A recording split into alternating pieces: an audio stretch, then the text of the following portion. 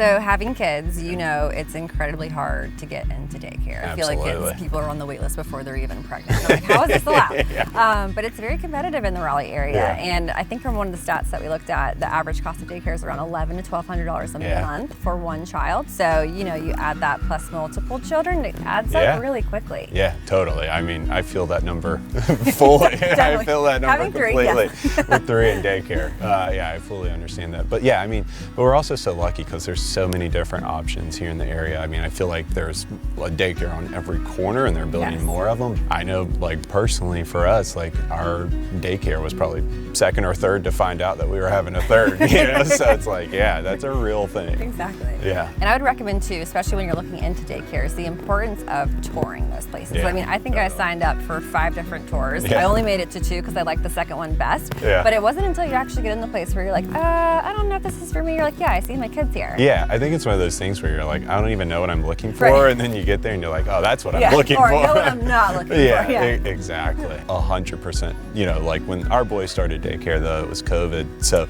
we were just like, here you go. Please but no, I think exploring daycares, and I think another thing that gets lost in that is like, too, the commute to daycare for people matters a lot, right? Like the proximity to your house. So like as you're kind of house hunting, being sure that there are decent options nearby, I think plays a role, because you don't want to be commuting an hour to the daycare and then it's just going to be miserable for everybody. You do not want to be driving home from daycare for an hour. It's a long time for the kids to sit in the car when they've already been exhausted. Yeah, absolutely. So yeah, I mean, I think as people kind of house hunt, they got to factor those kinds of things in, and we're lucky there are a lot of options around. Absolutely.